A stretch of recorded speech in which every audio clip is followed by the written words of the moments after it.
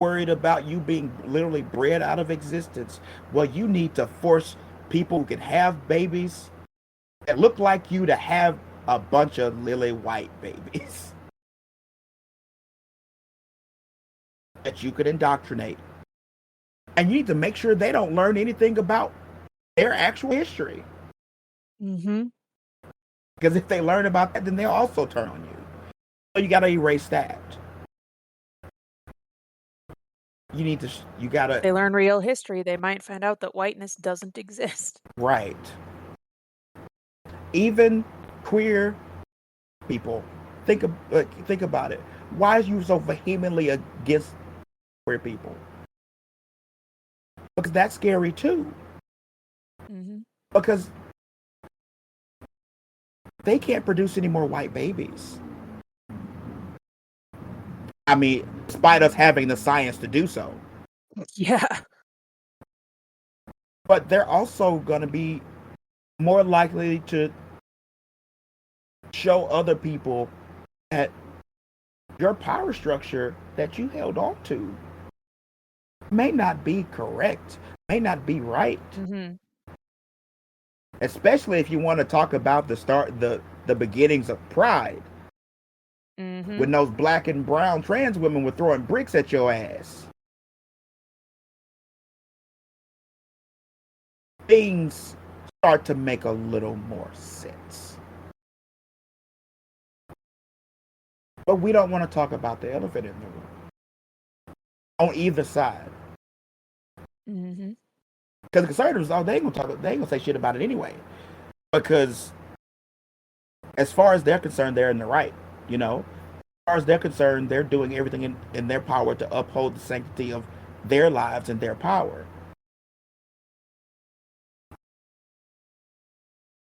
But the other side, a bit different.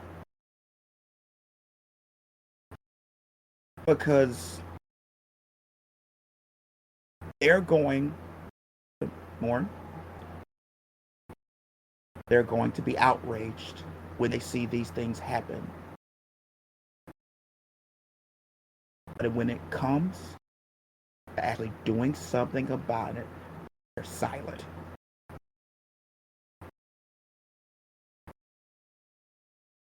When it comes to confronting their counterparts, because they're friends and family, they're silent. Sit down next to Uncle Joe with his hat every time at the Christmas table, and you give him a mean look, but still eat with him. Sit at his table. Because the fact of the matter is, it's not a problem.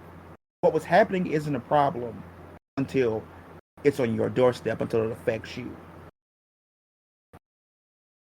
Let's talk about Roe for a minute and abortion. In the South, yeah, there were some abortion clinics in a lot of places. For black and brown people who needed abortions, do you know how fucking difficult it was? Everything, they were doing everything in their power to stop them, even with Mm-hmm. Roe on the books. The Yeah. difficulties black and brown people in the South were having, no one said a word about until white people are affected by it now.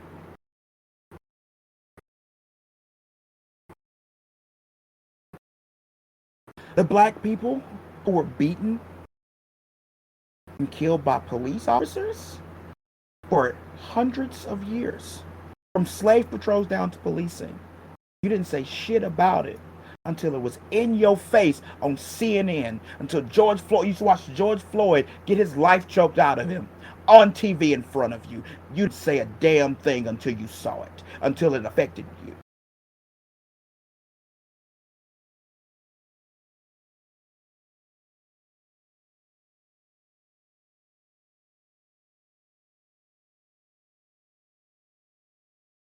With shootings,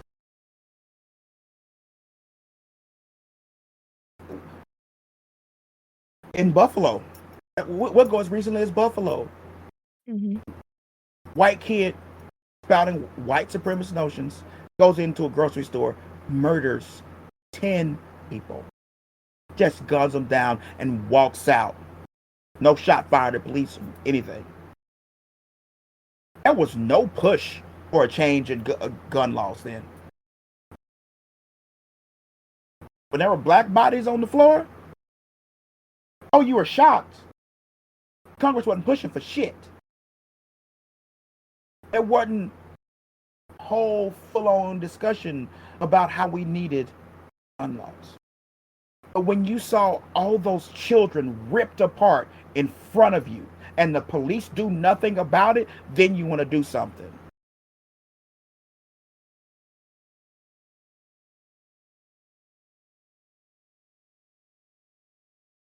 It's only real when it's on your doorstep.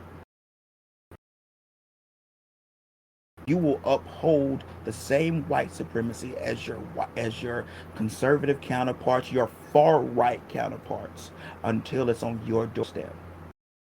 And then when it's on your doorstep, you sweep it off. You go, that's gross, and then you sweep it off your doorstep until the next thing comes on your doorstep. You don't really do anything about it.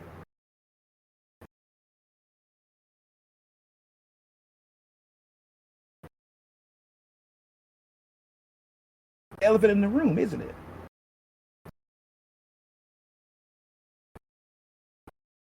I know I'm to some people who listen, I'm gonna lose a lot of folks. Probably already. If a lot of folks even were even to listen to it.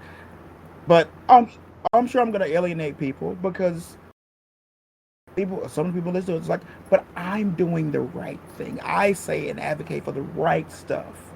I'm not the person you're talking about. Yes, you are. Because after this, you're going to go back to those family members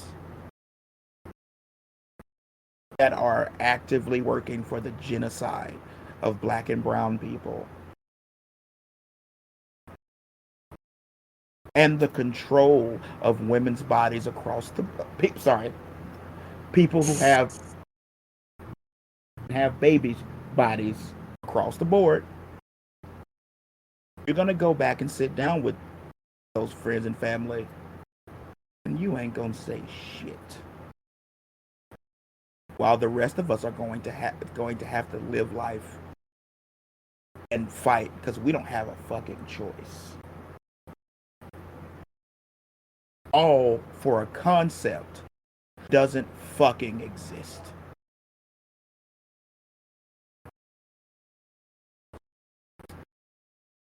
Oh yeah, I've known one for a while.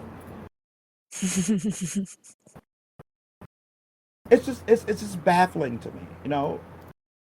I know as you've been, we've both been doing some very unhealthy things to cope with the world as we see it.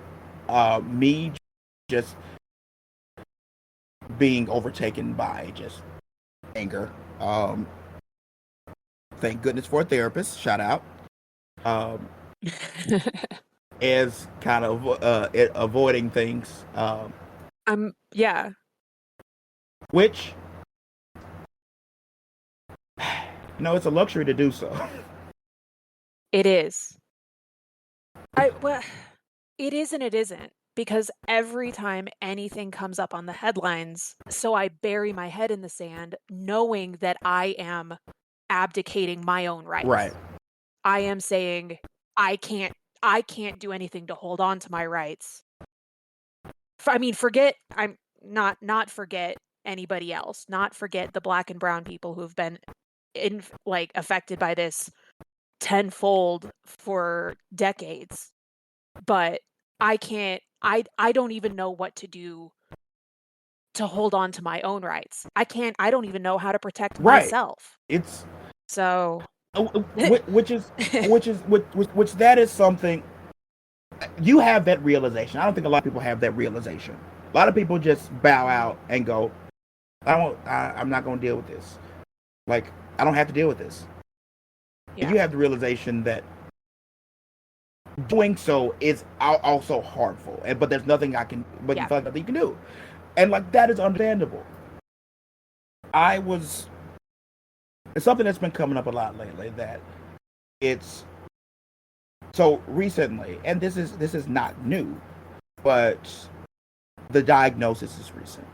Um, my like mental health diagnosis has changed from generalized anxiety disorder um, to acute PTSD. Hmm. Um, and part of that is the very real realization that as a black man, I am unsafe, and there is Yeah. not a place I can go that is going to be safe for me in this country. And that's just the real fact. There's even in black neighborhoods, there's still the police, Hmm. and there's actually more police there. I'm more likely to Yeah. have something done to me in a black neighborhood than police. Churches are supposed. I'm not a religious person, but churches are generally conceived to be safe spaces for those who believe what they believe. Black churches are not safe. We've seen that Yeah. multiple times where white supremacists have gone to black churches and just murdered people. Grocery stores are not safe. There's no safe place for a black person, let alone a black queer person, Hmm. let alone a black queer non-religious person with mental illnesses. Yeah. And that makes me want to like it's made me want to bury my head in the sand. But also know I can't because I can't take it off. Like I can't take my skin off. I can't Hmm. hide myself in anything. Because even if I chose not to appear as queer, which I often do, a lot of people don't know I am. Even if I put on a happy smiling face to hide the mental illness, even if I pretend to be Christian, I can't take my skin off. Hmm. I have to live in a world that is visibly unsafe. It's becoming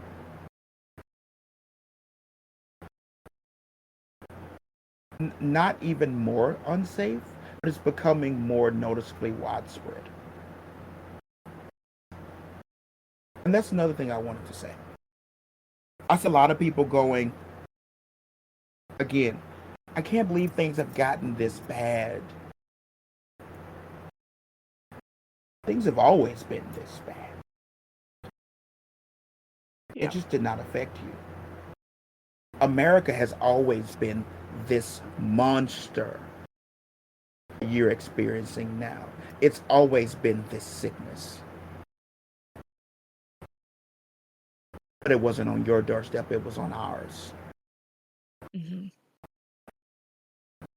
And now that it's on yours, you're frightened. You're scared, and you should be. Welcome. I'm gonna say it like this, and this is not gonna be PC at all. We're all niggas now. What are you gonna do about it?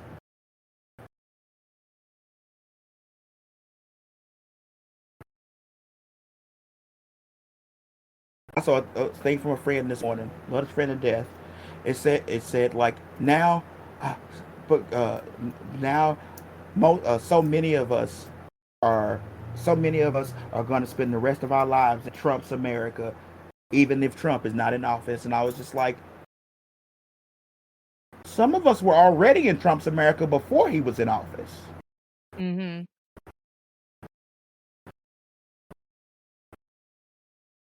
Let's stop this lie that Trump is the cause of all this. He ain't nothing but a mouthpiece for it. He ain't nothing but something that incited people to get more open about it. These people already were doing their shit. They were doing it openly down south before Trump. Yeah. But now they're everywhere else.